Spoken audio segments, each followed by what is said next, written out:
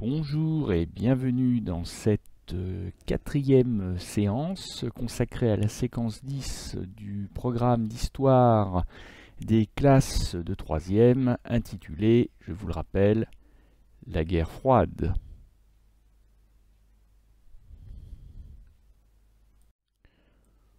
Au cours des séances précédentes, nous avons planté le décor spatial, temporel, de cet événement historique long d'un demi-siècle que l'on appelle donc la guerre froide.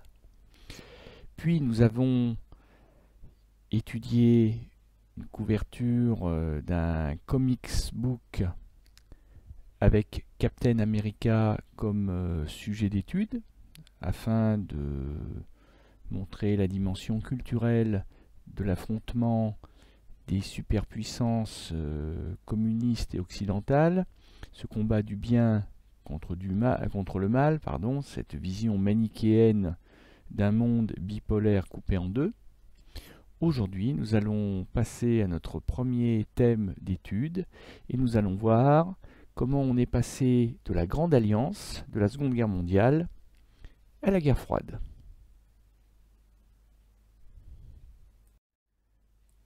De la Grande Alliance à la guerre froide, 1945-1947.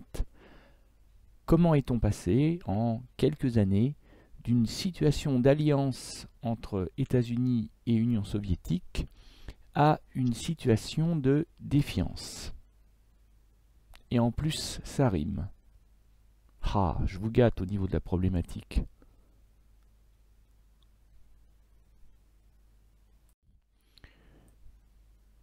Vous avez sous les yeux une des photographies probablement les plus célèbres que l'on trouve absolument partout dans tout livre traitant de la Seconde Guerre mondiale et de l'immédiate après-guerre.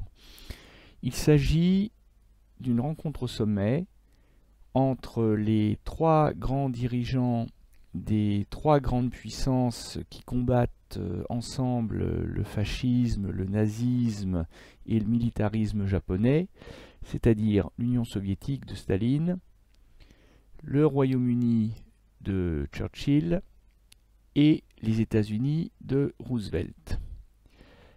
Des conférences interalliées ont eu lieu au cours de la guerre, ne serait-ce que pour préparer la libération de l'Europe et le débarquement de Normandie du 6 juin 1944.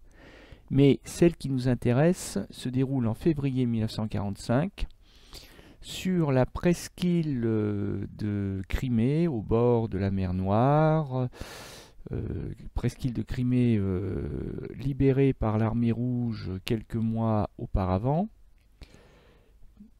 Nous sommes donc chez Staline, qui est l'hôte de la conférence et que l'on aperçoit en grand manteau de maréchal de l'armée rouge, une manière de rappeler à tous que si la victoire est en vue, parce qu'en février 1945, la guerre n'est pas encore terminée, Hitler est encore vivant, mais si la victoire est en vue, c'est notamment grâce à l'armée rouge et à son triomphe lors de la bataille de Stalingrad de l'année 1942-1943. Et au cours de cette conférence, il va convier Roosevelt, qui est très malade et qui en fait est en train de mourir. Il est photographié au centre de cet étonnant portrait de famille. Et il va convier aussi Churchill, le Premier ministre britannique, qui lui aussi a revêtu une panoplie de chef de guerre qui lui est assez inhabituelle, sans doute pour répondre à Staline. Staline s'est déguisé en chef de guerre, et bien Roosevelt va en faire autant. Parce qu'il ne faut pas s'y tromper, et on le voit d'ailleurs sur cette photographie, c'est pas l'amour fou entre les trois hommes et entre les trois puissances. On voit que Staline regarde fixement devant lui. Roosevelt ignore complètement Staline et se tourne vers son allié naturel qu'est Churchill. Quant au vieux lion britannique, à qui on ne fait pas la grimace, il garde un certain mépris pour Staline, qui d'ailleurs a refusé de lui serrer la main.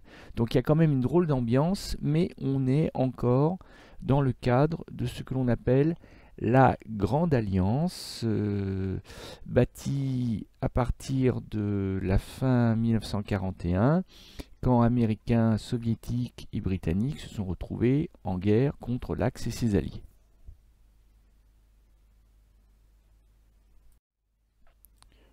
On a retenu de cette conférence de Yalta de février 1945 l'idée suivante, que l'on trouve dans beaucoup de livres d'histoire, que Soviétiques et Américains se seraient partagé le monde à Yalta, auraient envisagé l'après-guerre et auraient donc décidé de découper des zones d'influence en Europe et dans les autres régions du monde. Bon, c'est sans doute un peu exagéré, mais le fait est que, alors même qu'encore une fois la guerre bat son plein, qu'elle n'est terminée ni en Europe ni en Asie-Pacifique, la guerre est virtuellement gagnée, ça n'est plus qu'une question de semaines ou de mois, et il est donc temps de passer à la reconstruction des pays détruits.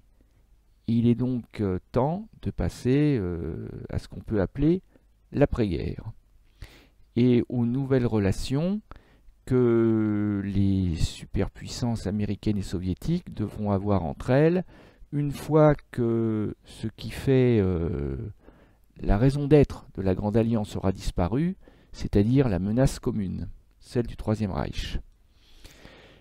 Churchill et Roosevelt vont parvenir à convaincre Staline, qui est très réticent au départ, de la nécessité de fonder une organisation des Nations Unies, une ONU, qui prendra le relais de la tristement célèbre Société des Nations.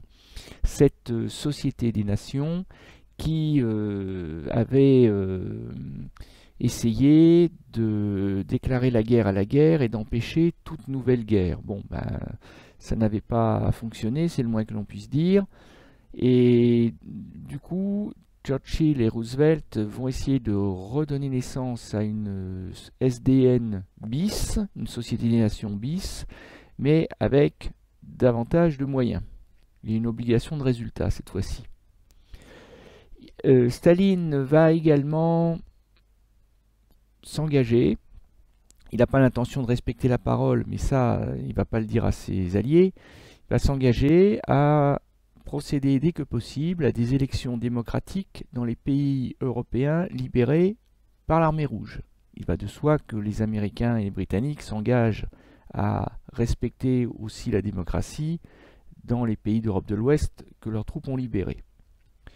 Sauf que Staline, je vous le dis tout de suite, va truquer les élections de manière à ce que la minorité communiste l'emporte afin d'établir des dictatures communistes qui seront aux ordres de Moscou, c'est-à-dire aux ordres de Staline. Enfin, reste le cas de l'Allemagne, qui va être partagée en 3 secteurs d'occupation. Secteur d'occupation soviétique, secteur d'occupation américain, secteur d'occupation britannique. Alors ce qui va se passer, c'est que les 3 grands vainqueurs vont devenir 4, parce que Churchill voit bien se profiler une possible confrontation entre soviétiques et américains à l'avenir, et il trouve que l'Europe n'est pas suffisamment représentée. Le Royaume-Uni n'a pas l'ambition de représenter l'Europe entière, et surtout pas l'Europe continentale. Donc ça va pas être facile, hein, mais il va arriver à convaincre Roosevelt, puis Staline, de faire une place à la France libre du général de Gaulle, pour que cette alliance, cette grande alliance à 3 devienne la grande alliance à 4. Et donc l'Allemagne et Berlin seront redécoupés non plus en 3, mais en 4 parts.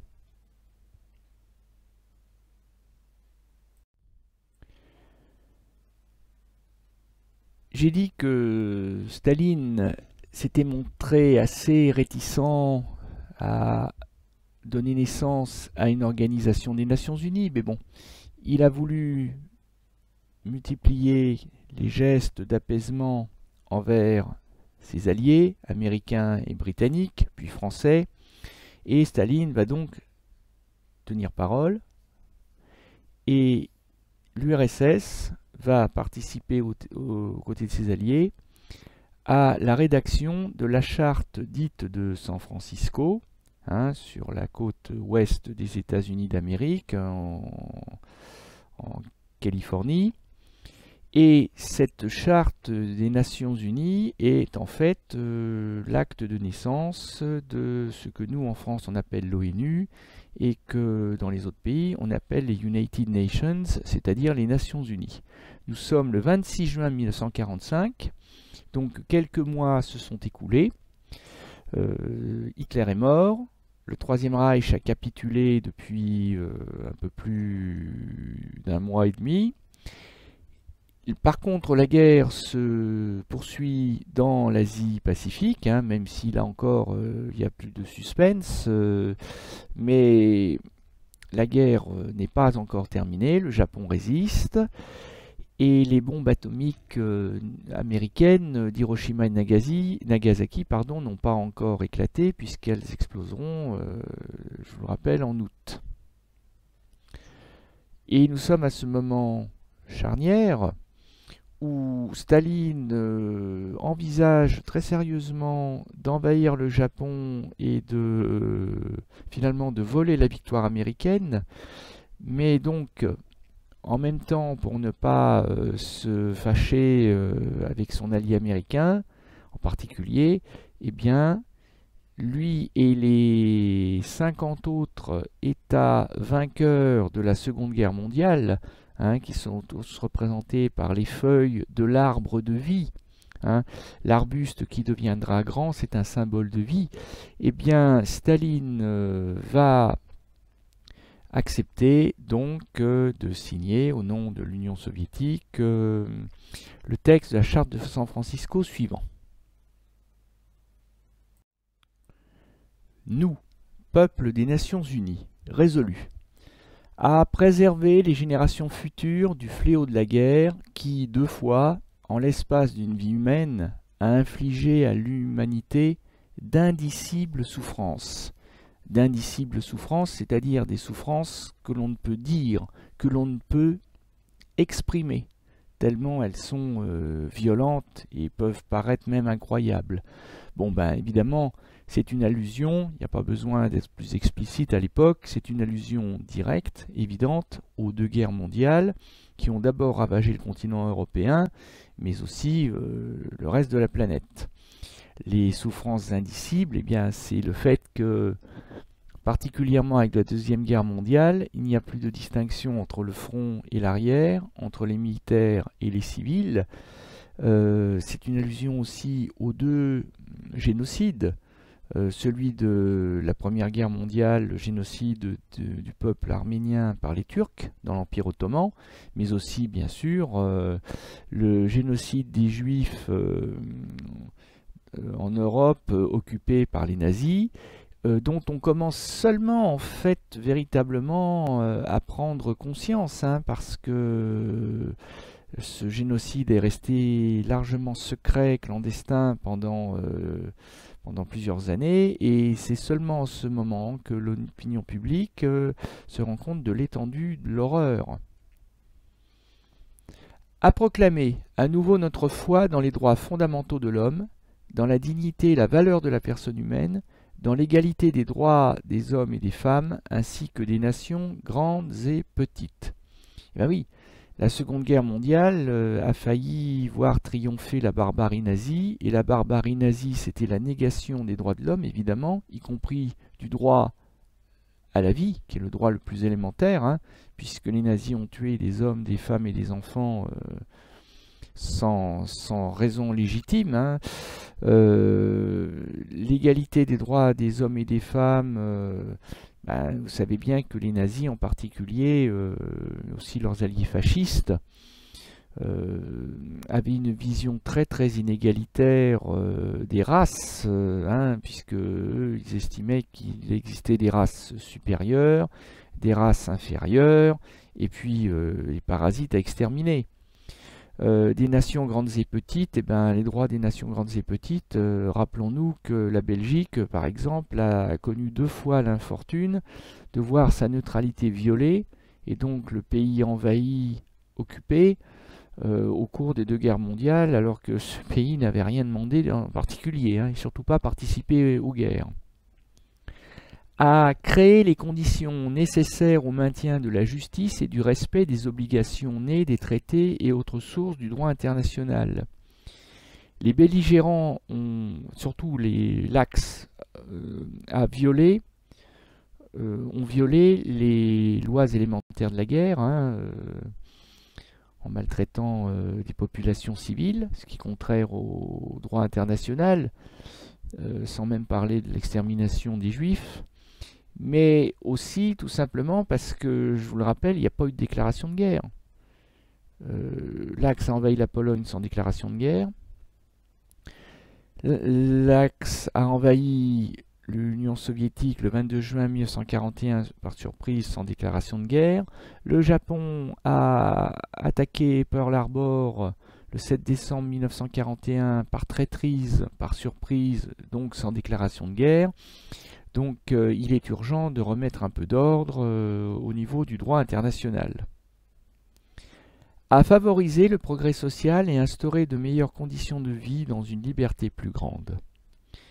Effectivement, il y a cette idée que la pauvreté peut engendrer des guerres, parce que les guerres se font parfois pour agrandir un territoire, mais aussi pour voler une ressource à un autre pays, le pétrole par exemple. Et effectivement, il y a un lien à faire entre le progrès socio-économique, le développement, ce qu'on appellera le développement, et puis la paix et la sécurité dans le monde. Et à ces fins, avons décidé d'associer nos efforts pour réaliser ces desseins. Donc je récapitule, 3 grands objectifs: la garantie, la protection de la liberté et des droits de l'homme,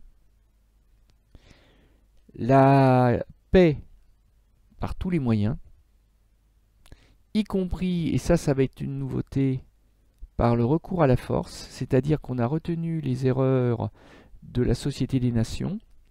L'ONU aura désormais les moyens militaires d'imposer la paix si nécessaire.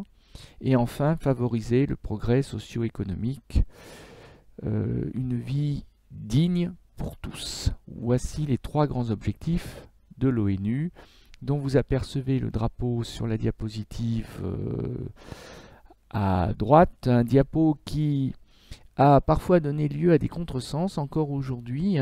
Ce n'est pas un viseur dans lequel s'inscrit la Terre. La Terre n'est pas une cible, bien au contraire. Ce sont les méridiens et puis les parallèles, c'est-à-dire les lignes remarquables de la planète. Et ça n'est pas une couronne de blé comme on le voit trop fréquemment, parce que ça pourrait avoir du sens. La couronne de blé, le blé, symbole de fécondité, symbole de richesse, ça a du sens puisque ça correspond à un des objectifs de l'ONU, mais c'est surtout la couronne des lauriers des vainqueurs des 51 États fondateurs de l'ONU.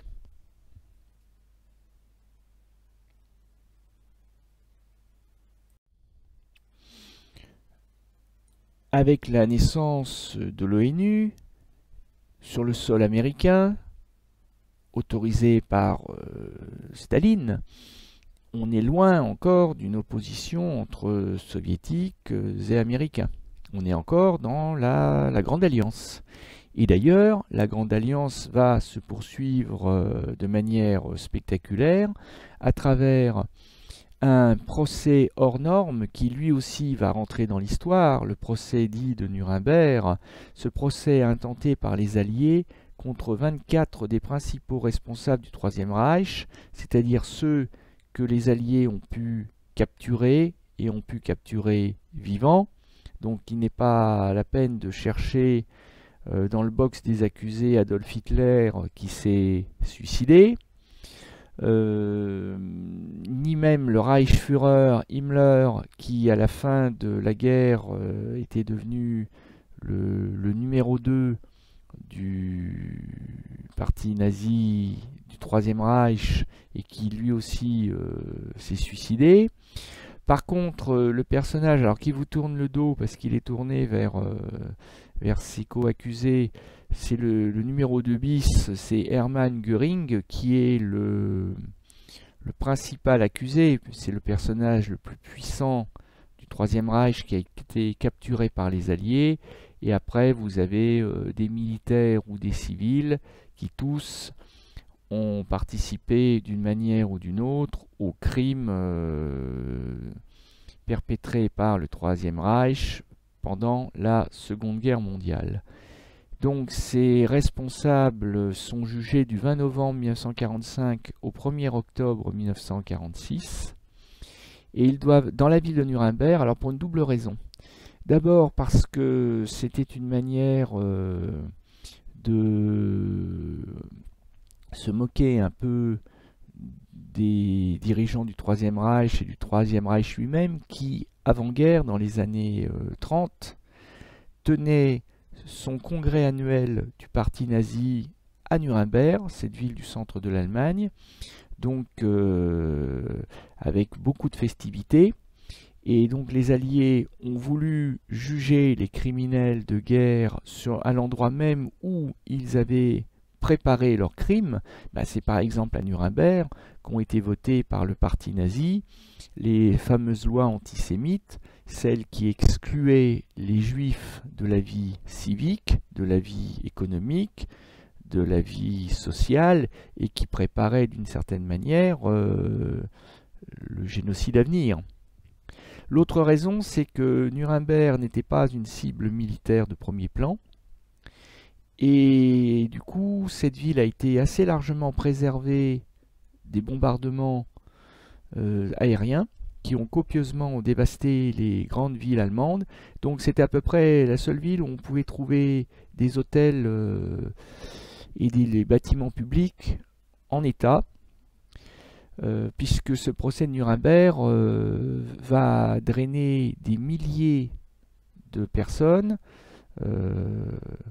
gardiens, policiers, juges, avocats, procureurs, etc., sans oublier les journalistes, les témoins. Bon. Et c'est une œuvre de coopération internationale. C'est-à-dire que les policiers qui surveillent les accusés sont des Américains, mais les procureurs sont soviétiques, les avocats sont soit britanniques, soit français. Enfin bref, les 4 grands vainqueurs de la guerre coopèrent dans ce procès hors norme.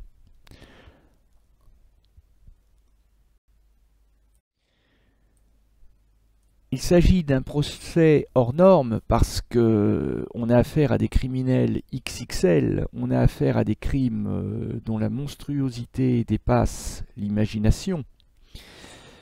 Et du coup, pour la première fois dans l'histoire de l'humanité, le chef d'accusation de crimes contre l'humanité est mis en avant pour juger les criminels de guerre nazis. Le chef d'accusation de crimes contre l'humanité avait été un temps brandi comme une menace à la fin de la Première Guerre mondiale pour pousser Guillaume II à abdiquer si vous ne quittez pas le pouvoir, on vous jugera pour les crimes de guerre de l'armée allemande. Il faut croire que ça avait été efficace. Et finalement, il y avait bien eu quelques procès contre les auteurs du génocide arménien, mais au fond, ça n'allait pas très loin et on avait surtout condamné quelques lampistes, comme on dit, c'est-à-dire quelques accusés de seconde zone. Là, à Nuremberg, c'est différent. D'autant que des films ont été tournés, dont un film absolument épouvantable sur la libération d'un camp de concentration par les Britanniques, où on voit les Britanniques complètement désemparés, parce qu'il y a des milliers de cadavres qui pourrissent sur place, dans des wagons de train, à même le sol, enfermés dans les baraquements. Et les Britanniques ont été obligés de les enterrer à la va-vite au bulldozer pour éviter la propagation d'épidémies.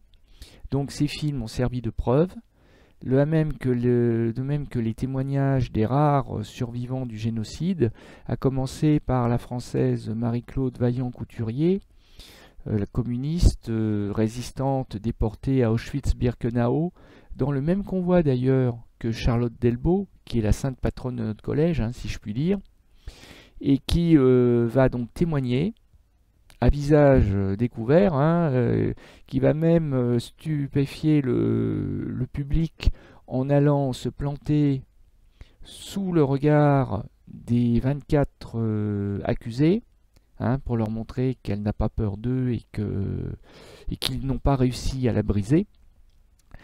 Donc, placé sous le feu des projecteurs par la présence de la presse internationale, le procès aboutit à la condamnation à mort par pendaison de 12 accusés. Les autres se partageant des peines de prison allant jusqu'à la perpétuité. Et vous voyez sur la photo de droite le bourreau américain qui exécutera l'un après l'autre, mais pas le même jour, les 12 condamnés à mort. Je vous ai fait grâce des photos des cadavres. Et, ironie de l'histoire, les corps des 12 condamnés à mort nazis seront transportés à Dachau, où ils seront brûlés dans les crématoriums du camp de concentration, pour éviter plus tard que des nostalgiques du Troisième Reich fassent de leur tombe, comment dirais-je, un lieu de pèlerinage.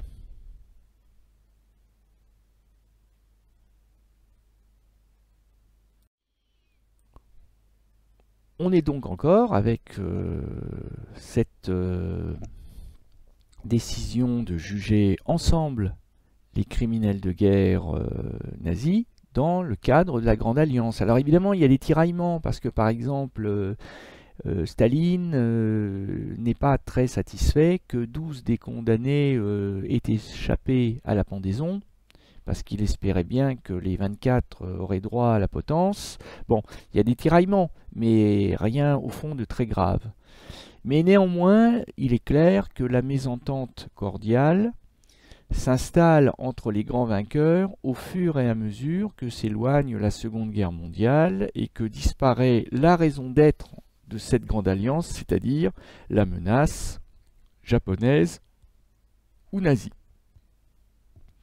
Et c'est ce que montre cet illustrateur, hein, dans un journal britannique de juin 1945, au moment même où naît l'ONU, où naît l'Organisation des Nations Unies. Il vous présente d'une manière très prémonitoire et vraiment talentueuse, il vous présente les 4 grands: Staline, Churchill, alors Truman qui a remplacé au pied levé Roosevelt qui est mort de maladie, et évidemment le général de Gaulle avec sa grande stature et son grand nez. Et on voit en fait que dans ce United Nations Club, un peu comme dans un club de foot, eh bien, il est précisé que au niveau des règles, tous les joueurs jouent ensemble, all players to play together, but not so as to cramp any player style. That would be unrealistic. Mais ils ne vont pas, ils vont essayer de ne pas jouer selon leur style, selon leur propre sport. Ça ne serait pas réaliste. Et ben en fait, comme vous pouvez le voir, Staline qui peut pas s'empêcher de porter des galons de maréchal, bah lui il est venu avec un ballon de foot, un ballon de football, et il a l'intention de jouer au football. Churchill, lui, le Britannique, lui, il veut jouer le British Game, hein, c'est-à-dire plutôt le cricket, ce sport incompréhensible quand on n'est pas britannique. Pour le président Harry Truman, eh bien, ça sera plutôt le USA Game, c'est-à-dire Le baseball, hein, jeu sympathique, avec une batte qui peut servir à assommer les partenaires. Là aussi, un sport totalement incompréhensible si on n'est pas né américain. Et puis, quant aux Français, eh bien, De Gaulle préfère l'élégance French game, l'élégance sport du tennis, parce que, bien que inventé par les Britanniques, paraît-il, c'est une allusion au fait qu'avant-guerre, les tennismen français, les Lacoste, Brugnon, Borotra, etc., dominaient outrageusement ce sport, ceux qu'on appelait les mousquetaires du tennis. Et en fait, ce qu'il faut comprendre à travers cette métaphore des sports, parce qu'il va de soi qu'on ne peut pas jouer au football avec une raquette de tennis et qu'on ne va pas pouvoir jouer au cricket avec une batte de baseball, ce qu'il faut bien comprendre, c'est que ces quatre-là n'ont absolument pas l'intérêt de la planète en jeu, c'est-à-dire un intérêt universel. En réalité, chacun va jouer sa partition pour son propre intérêt, pour son propre pays. Autrement dit, on ne peut pas faire de 4 sports individuels, on ne peut pas en faire un sport collectif en faveur de la planète. Et le petit garçon qui est avec le manteau au bras, là, qui est en train d'observer la scène d'une manière un peu dubitative, eh ben, en fait, c'est le monde nouveau. C'est le monde qui est en train de surgir, le monde d'après, comme on dirait aujourd'hui, le monde nouveau qui est en train de surgir des ruines de la Seconde Guerre mondiale et qui se demande bien ce qui va lui arriver avec des dirigeants qui sont incapables de s'entendre. A fine team, but could do with a dash of unity. Une bonne équipe, mais qui a quand même du boulot devant elle pour arriver à se mettre d'accord. Et oui, on ne se mettra pas d'accord, parce que l'intérêt des États-Unis n'est pas celui de l'Union soviétique, et réciproquement. Et le fait est que les tiraillements entre les alliés vont croissant, puisque Staline n'a évidemment pas honoré sa parole en ce qui concerne les pays d'Europe de l'Est et d'Europe centrale libérés par l'armée rouge. Ah bien sûr, des élections ont eu lieu, soi-disant libres, mais personne n'est dupe. Staline a truqué les élections et quand il n'a pas réussi à les truquer suffisamment pour donner le pouvoir aux communistes, eh bien il a organisé des coups d'État. Et c'est ce que dénonce Churchill, qui, à cette date du 5 mars 1946, n'est plus Premier ministre du Royaume-Uni, mais auréolé de sa gloire de grand vainqueur de la guerre, son audience reste forte, d'autant plus qu'il est l'hôte du président des États-Unis, Harry Truman, qui est derrière lui sur la photo. Et que dit Churchill ? Il dénonce la mainmise totalitaire de l'URSS sur l'Europe de l'Est. De Stettin dans la Baltique jusqu'à Trieste dans l'Adriatique, un rideau de fer est descendu à travers le continent. Derrière cette ligne se trouvent toutes les capitales des anciens États de l'Europe centrale et orientale. Toutes ces villes et les populations sont soumises à l'influence soviétique. Des gouvernements policiers dominent dans presque tous les cas, et il n'y a pas de vraie démocratie. Ça veut dire que l'Europe est coupée en deux, en attendant que ce soit le cas du monde, et le rideau de fer, vous l'avez, c'est le gros trait noir hein, que nous avons déjà replacé sur notre propre carte de la séance 1. Et concrètement, vous pouvez le voir sur la photographie de ce pan de rideau de fer qui a été conservé jusqu'à nos jours. Hein, vous voyez, on ne passe pas.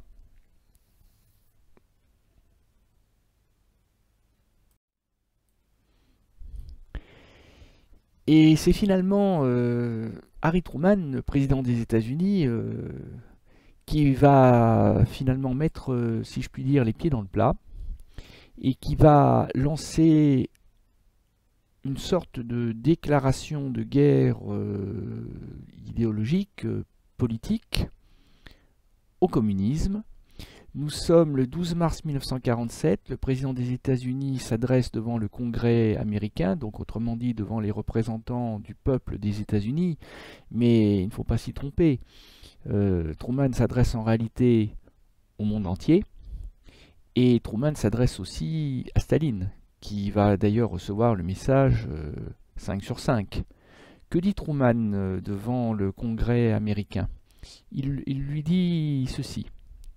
À l'heure actuelle de l'histoire mondiale, presque chaque nation doit choisir entre deux modes de vie. Le premier mode de vie repose sur la volonté de la majorité, c'est la définition de la démocratie, et il est caractérisé par des institutions libres, un gouvernement représentatif, des élections libres, des garanties assurant la liberté individuelle, la liberté de parole et de religion, et l'absence de toute oppression politique. Il n'y a pas besoin d'être grand clair pour comprendre qu'il est en train de décrire le mode de vie américain, le mode de vie occidental, et qu'il est en train de vanter le mode de vie finalement incarné par les États-Unis. Il est en train de décrire le camp du bien dont les États-Unis et lui-même sont les garants.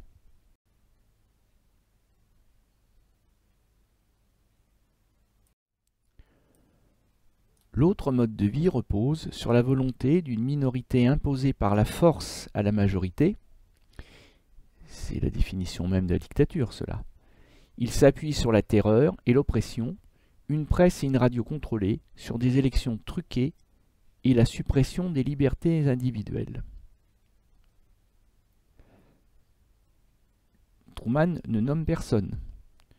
Tout le monde aura compris qu'il est en train de décrire l'Union soviétique, qu'il est en train de décrire le camp d'en face. C'est-à-dire que, à ses yeux, Staline n'a jamais été d'ailleurs le libérateur, le sauveur des libertés. Il a peut-être effectivement triomphé d'Hitler, il a peut-être, lui et l'URSS ont peut-être apporté leur pierre à la victoire contre le mal, mais aux yeux de Churchill, de Truman, Staline, c'est aussi le mal personnifié. C'est un dictateur totalitaire. Il peut éventuellement, auprès des gens crédules ou de mauvaise foi, se faire passer pour le gentil, le sauveur des libertés, mais en réalité, c'est un dictateur totalitaire qui ne vaut finalement pas plus qu'un Hitler ou qu'un Mussolini. Je crois que les États-Unis doivent soutenir les peuples libres.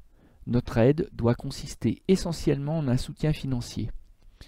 Donc les États-Unis qui sont toujours entre deux tentations, c'est-à-dire la tentation de jouer aux gendarmes du monde et la tentation de se replier sur eux-mêmes, et bien là, Truman annonce qu'il n'y aura pas d'hésitation.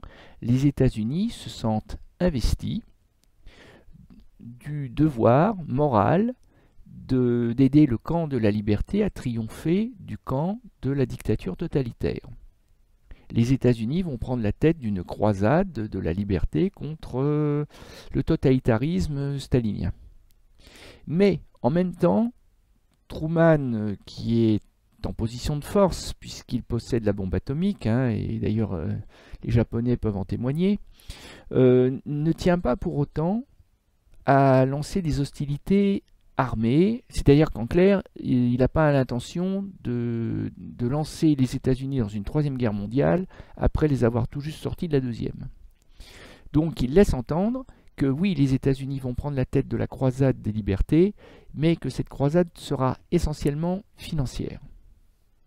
Autrement dit, on va se battre contre le péril bolchevique à coups de dollars plutôt qu'à coups de canon. Le président Harry Truman signe le plan Marshall le 3 avril 1948 et jusqu'à la fin de l'année 1951, les États-Unis vont consacrer plus de 13 milliards de dollars de l'époque, ce qui fait une somme absolument colossale au rétablissement de 17 pays européens en réponse à l'Organisation européenne de coopération économique, OECE, qui se met en place à cette occasion. C'est-à-dire que les pays qui vont adhérer à l'OECE, rebaptisé plus tard l'OCDE, vont être les États bénéficiaires. Ce sont tous les États qui sont en bleu sur la carte et on voit très clairement que c'est l'Europe de l'Ouest et l'Europe méditerranéenne. À l'exception notable, encore une fois, de l'Espagne, pour les mêmes raisons qui ont fait que l'Espagne n'a pas pu intégrer l'OTAN, c'est la présence à la tête de l'Espagne du dictateur Franco, l'ancien ami de Mussolini et d'Hitler. Mais on voit très clairement que Truman veut absolument empêcher l'Europe de l'Ouest de tomber aux mains du communisme, et il fait le pari que c'est la misère et le désespoir qui pourraient pousser les Européens de l'Ouest à céder au mirage du communisme, et que si au contraire on aide les Européens à se relever, à ne pas sombrer dans la misère et le désespoir, eh bien ils resteront dans le camp du bien, c'est-à-dire dans le camp occidental. Et c'est pour cela d'ailleurs que le Royaume-Uni et la France étant considérés comme les deux piliers de l'Europe de l'Ouest, ce sont les deux pays qui vont être le plus aidés, soit financièrement, soit matériellement, avec du matériel agricole flambant neuf pour les agriculteurs, des camions, des locomotives, etc. etc. Donc financièrement, matériellement, et on va venir en aide aussi aux anciens ennemis. Parce que là, il n'y a plus de haine ou de ressentiment qui tiennent. Il faut absolument empêcher l'Italie et l'Allemagne, enfin du moins l'Allemagne de l'Ouest, la République fédérale allemande, la RFA, de tomber aux mains des Rouges. Donc on va aider aussi les anciens ennemis. Et il est assez révélateur de noter que George Marshall, qui fut chargé de coordonner l'aide financière et matérielle à l'Europe de l'Ouest, était un militaire de carrière. Parce que d'une certaine manière, les États-Unis ont choisi d'imposer une guerre économique à Staline. Staline qui d'ailleurs répliquera en mettant en place, mais au bénéfice évidemment de l'Europe centrale et de l'Est libérée par l'armée rouge, une sorte de marché commun appelé KEM ou Comecon, qui sera la réponse du berger à la bergère au plan Marshall américain. L'idée sera que Polonais, Roumains, Hongrois s'échangeront, sans utiliser la monnaie, s'échangeront leur production. Et par exemple, le pétrole roumain sera échangé contre du blé hongrois.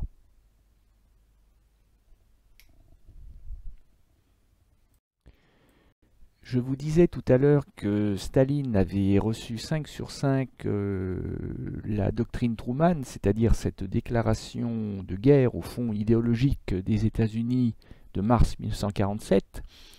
Et il va répondre coup pour coup, Staline, puisqu'il va redonner naissance au Comintern, qu'on appelait avant la Seconde Guerre mondiale la Troisième Internationale communiste, celle qui avait été fondée par Lénine en 1922 dans le but de préparer la révolution bolchevique à l'échelle de la planète entière. Staline l'avait dissoute, cette Troisième Internationale communiste, il l'avait dissoute en signe de bonne volonté, d'apaisement envers l'allié américain. Mais dès lors que les relations se gâtent considérablement entre les États-Unis et l'Union soviétique, Staline va redonner naissance à cette Troisième Internationale sous le nom de Cominform, et donc il la réactive à partir de 1947.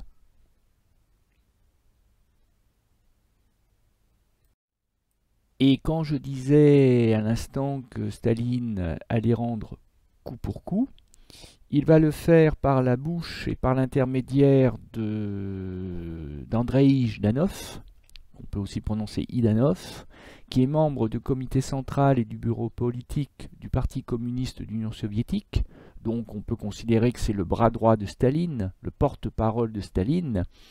Et c'est lui qui va diriger pour peu de temps, puisqu'il va mourir assez vite, il va diriger cette internationale communiste que Staline vient de recréer.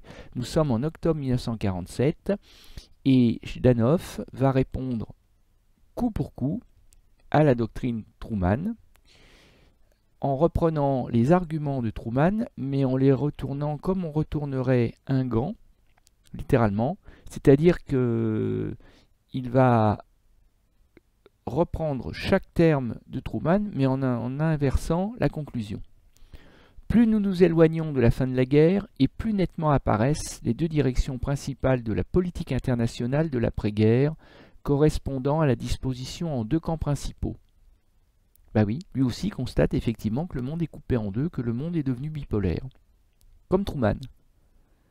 Le camp impérialiste et antidémocratique, le camp anti-impérialiste et démocratique.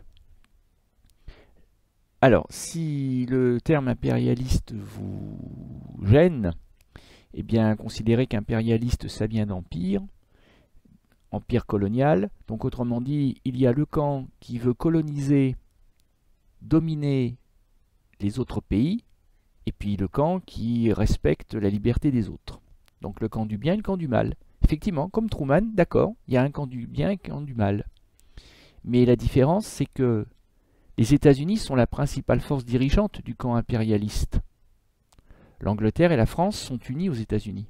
Autrement dit, le camp du mal, le camp de ceux qui veulent priver le monde entier de liberté, est représenté par une sorte de trio. Les États-Unis d'abord, la superpuissance du mal, et puis ses complices, britanniques et français.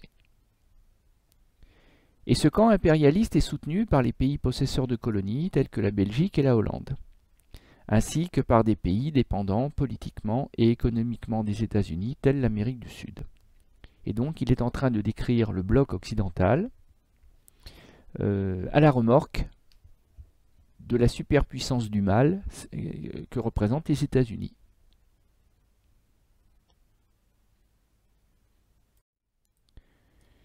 Les forces anti-impérialistes et antifascistes forment l'autre camp. L'Union soviétique et les pays de la démocratie nouvelle, entendez par là les dictatures mises en place par Staline en Europe centrale et en Europe de l'Est, mais aussi la Chine communiste de Mao à partir de 1949, Mao qui est en train de conquérir le pouvoir en Chine, en sont le fondement. Le camp anti-impérialiste s'appuie dans tous les pays sur les partis communistes frères, sur les combattants des mouvements de libération nationaux dans les pays coloniaux. Autrement dit, Staline et l'URSS vont s'efforcer de provoquer des révolutions dans les pays du bloc occidental, vont s'efforcer de prendre le pouvoir par la guerre civile s'il le faut. Autrement dit, la réponse du berger à la bergère, la voici. Ah, vous nous avez déclaré la guerre sur le plan idéologique, vous les Américains, eh bien nous allons en faire tout autant. Nous relevons le défi. Et vous pouvez voir sur cette caricature que les choses sont également très simples. Vous avez l'ange de la liberté, qui est incarné en fait par l'Union soviétique, qui est chassé du paradis, mais c'est un faux paradis, parce que c'est un paradis qui est en réalité l'enfer. Et alors on voit qu'on se bouscule aux portes de l'enfer pour chasser l'ange du bien que représente l'URSS. On reconnaît par exemple à l'extrême gauche Truman avec un lance-pierre qui vise l'ange. On voit de l'autre côté avec une grosse pierre au-dessus de sa tête qu'il s'apprête à lancer sur l'ange. On voit la trogne de Churchill. On voit aussi le pape, des gangsters, la police, on voit oui, la mafia, on voit aussi les bourgeois, les capitalistes, c'est-à-dire en fait le camp du mal, même le pape, on voit le camp du mal qui s'efforce de rejeter le camp du bien. On est donc dans une vision très simpliste du monde, et on est dans une vision très bipolaire de la propagande. On est dans une vision très manichéenne, le camp du bien contre le camp du mal. La guerre froide est née. en 1947.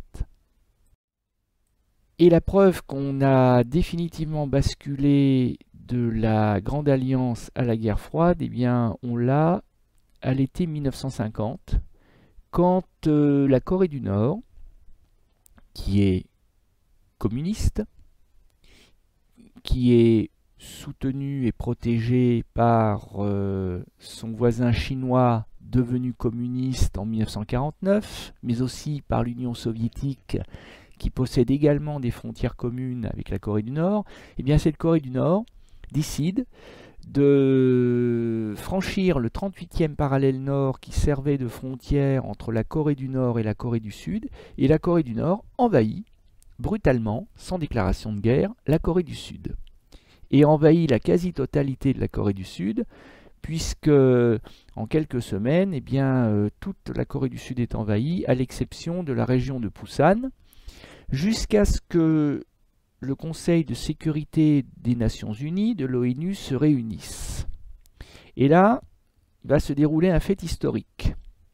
Ce Conseil de sécurité va voter l'envoi de troupes combattantes. Quand je vous disais tout à l'heure que l'ONU s'était dotée des moyens pour rétablir la paix, l'ONU va décider l'envoi de troupes combattantes qui seront essentiellement fournies par les États-Unis, la France et le Royaume-Uni. Et ces troupes combattantes vont chasser les Nord-Coréens, les communistes, vont les chasser de Corée du Sud, et puis les Nord-Coréens vont être chassés même de Corée du Nord, puisque les troupes américaines et leurs alliés vont s'approcher dangereusement de la frontière chinoise, ce qui va à l'automne 1950 provoquer l'entrée de la Chine dans le conflit. Les Chinois vont, grâce au nombre, vont repousser les troupes américaines, vont les noyer sous le nombre et vont à nouveau envahir la Corée du Sud, jusqu'à ce que les Américains rétablissent la situation et qu'on en revienne en juillet 1953, après 3 ans de guerre, qu'on en revienne littéralement à la situation initiale, c'est-à-dire une frontière plus ou moins fixée autour du 38e parallèle.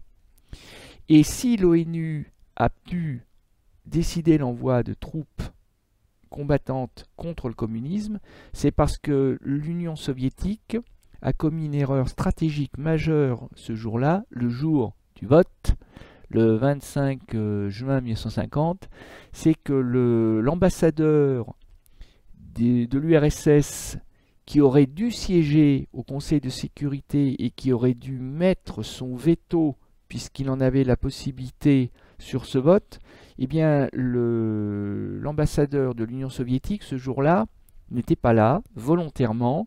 L'URSS, qui était en tension avec ses autres partenaires, avait décidé de pratiquer ce qu'on appelle la politique de la chaise vide, c'est-à-dire qu'il avait décidé de ne pas siéger, en pensant naïvement que le fait que l'URSS ne siège pas empêcherait tout vote du Conseil.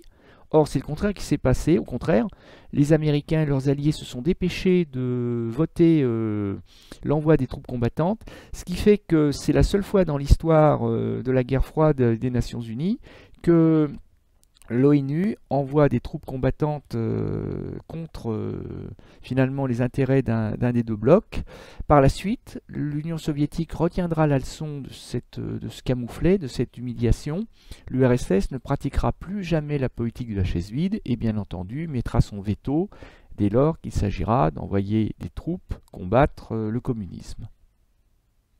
On est bien réellement dans une logique maintenant de guerre froide, mais il faut que je vous dise aussi que quand le général MacArthur, héros de la guerre contre les Japonais, et qui commande les troupes américaines en Corée, quand le général MacArthur suggère au président Truman, qui a déjà fait bombarder, je vous le rappelle, atomiquement les Japonais pendant la Seconde Guerre mondiale, quand le général MacArthur demande au président Truman l'autorisation de faire sauter une bombe atomique sur Pékin pour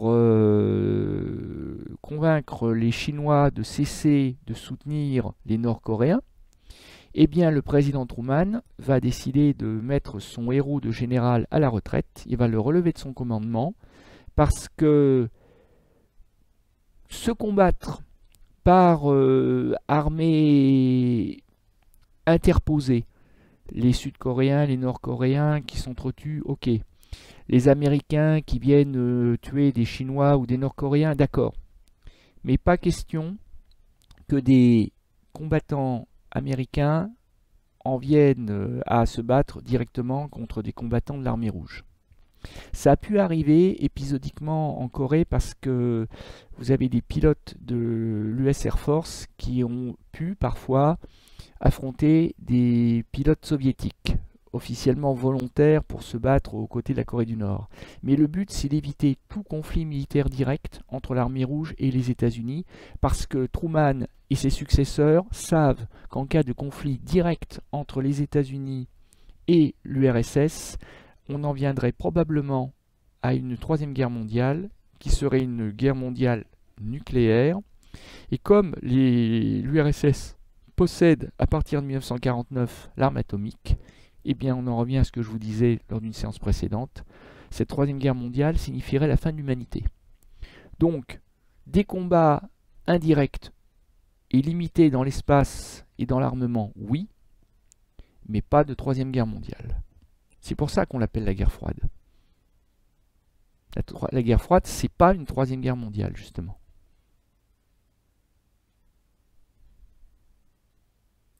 Alors, on arrive au bout de cette riche séance qui nous a vu passer de la Grande Alliance à la guerre froide. Et je vais vous faire travailler la doctrine Truman contre la doctrine Jdanov. Donc, je vais vous demander, comme d'habitude, de repasser en bleu si vous estimez qu'il s'agit de la doctrine Truman, ou en rouge si vous estimez qu'il s'agit de la doctrine Jdanov. Je vais vous demander de colorier chacune des cases des trois colonnes du tableau ci-dessous et de le faire en votre âme et conscience, si j'ose dire, avant d'aller regarder le corrigé.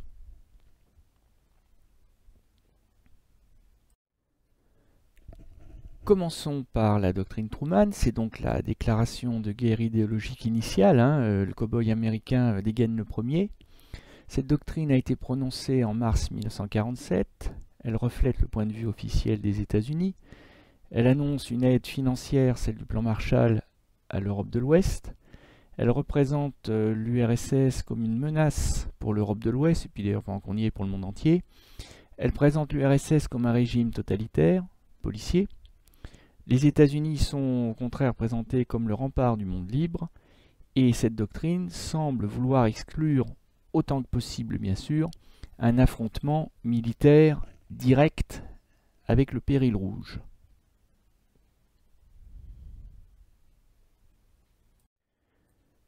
La doctrine Jdanov est la réponse du berger à la bergère, puisqu'elle date d'octobre 1947. Staline en est évidemment le véritable inspirateur. Les États-Unis sont dénoncés comme le leader du camp impérialiste. La doctrine Truman Jdanov est aussi une condamnation sévère de la colonisation. Elle présente les États-Unis comme une menace pour le monde. Elle présente l'URSS au contraire comme le chef de file de la démocratie. L'URSS est présentée comme le rempart du monde contre le fascisme. La doctrine Jdanov sous-entend un possible recours à la violence armée puisqu'elle incite les communistes et les indépendantistes dans les colonies du monde entier à prendre les armes pour faire la révolution et finalement rejoindre le bloc communiste. Donc c'est une menace qui est prise très au sérieux par les colonisateurs européens et par les États-Unis. Et l'Europe de l'Ouest est naturellement présentée comme complice des États-Unis. Alors, deux repères clés essentiels au cours de la séance. D'abord, le 26 juin 1945, quand on était encore dans le cadre de la Grande Alliance, la Charte des Nations Unies, Charte de San Francisco, l'ONU, l'Organisation des Nations Unies, est fondée par les grands vainqueurs.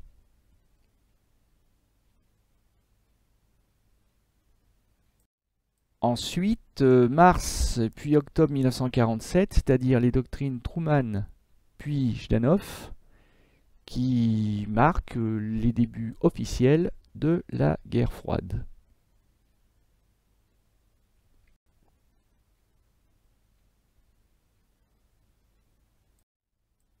Voilà, il ne vous reste plus qu'à prendre connaissance de la trace écrite de la leçon dans laquelle vous retrouverez à peu près tout ce que nous avons vu et comment le monde est passé d'une logique de grande alliance, un peu bancale, mais bon, solide quand même, à la guerre froide et à la bipolarisation de la planète. J'espère que la séance vous aura intéressé, qu'elle vous aura appris beaucoup de choses. Et je vous dis à bientôt pour une analyse de la guerre froide à travers l'Allemagne de l'après-guerre. À bientôt!